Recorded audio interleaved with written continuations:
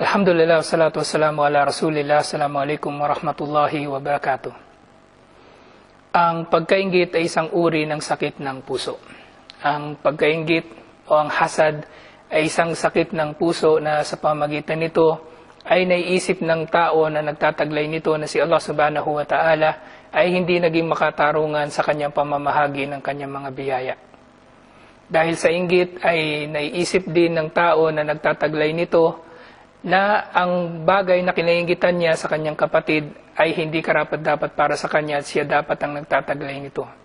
At minsan ay nagiging dahilan pa ito upang ang inggit niya ay magdulot upang humiling ng kasamaan upang dumating sa kanyang kapatid o humiling ng sakuna na dumating sa kanyang kapatid upang mawala ang kanyang kinainggitan. Kadalasan ang pagkainggit ay nagiging dahilan pa nga upang ang isang tao ay makaisip na anumang kasamaan ang gagawin niya laban sa kanyang kapatid na kanyang kinainggitan ay magiging justifiable o merong kadahilanan na katanggap-tanggap dahil naiisip niya na ang pagninira niya sa kanyang kapwa na kanyang pinainggitan ay magiging isang uri ng paghahanap ng ustisya dahil pakiramdam niya na siya ay hindi nabibigyan ng katarungan dahil sa kanyang inggit. Ang inggit ay isang napakasamang damdamin na meron ng isang tao laban sa kanyang kapwa-Muslim.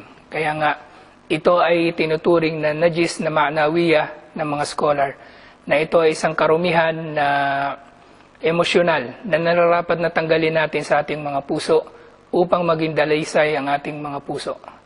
At again, si Propeta Muhammad sallallahu alaihi wasallam ay tumutukoy sa kasamaan ng hasad o ng pagkainggit sa tao na naiinggit. Sinabi ni Propeta Muhammad sallallahu alaihi wasallam, "Iyakum wal hasad, fa innal hasada ya'kulul hasanat kama ta'kulun narul hatab." Na mag-ingat kayo o lumayo kayo sa pagkainggit dahil ang pagkainggit ay tunay na kumakain sa ating mga mabubuting gawain at tulad ng kung paanong tinutupok ng apoy ang panggatong.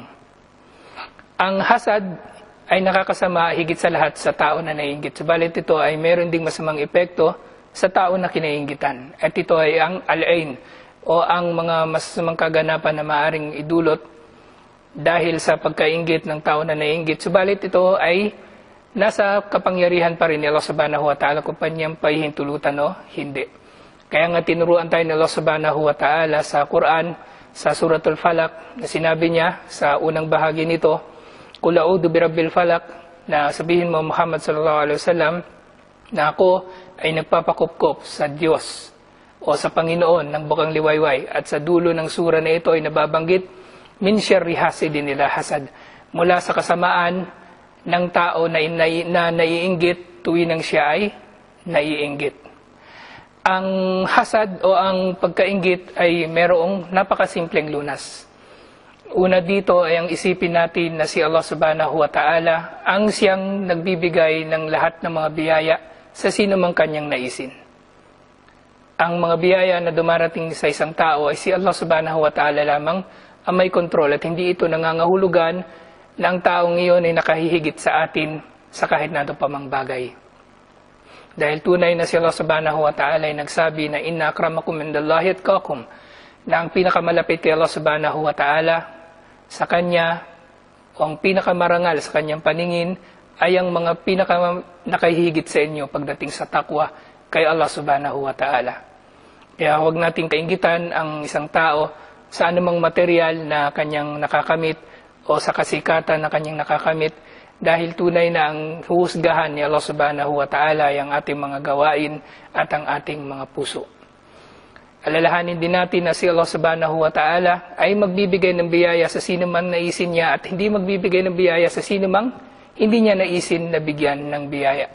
Sinabi ni Allah sa Quran na Kul inna rabbi yabsutur rizqa liman yasha wa yaqdir. Nasabihin mo Muhammad sallallahu alaihi wasallam na ang aking Panginoon ang namimigay ng mga biyaya at hindi namimigay sa sino mang naisin niya.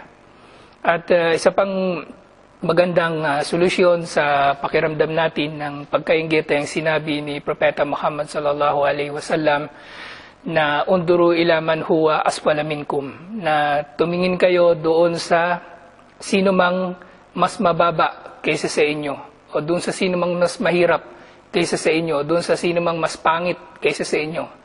At ang karugtong nito, sinabi ni Propeta Muhammad sallallahu alaihi wasallam, wala tanduru ila man huwa fawqikum, at huwag kayong titingin doon sa tao na nakaaangat sa inyo. Dahil ang resulta nito, kung tayo ay titingin sa tao na higit na mababa sa atin, ay matututo tayo na magpasalamat kay Allah subhanahu wa ta'ala at matuto tayo ng pagpapakumbaba. Samantalang kung titingin lamang tayo sa mga tao na nakahihigit sa atin, ang magiging resulta lamang nito ay ang pagkaingit natin sa Kanya at ang pagdududa natin sa kakayanan ni Allah subhanahu wa ta'ala na maging makatarungan sa Kanyang pagbibigay ng Kanyang mga biyaya. At ito ang ating maiksing mensahe para sa araw na ito. Wassalamualaikum warahmatullahi wabarakatuh.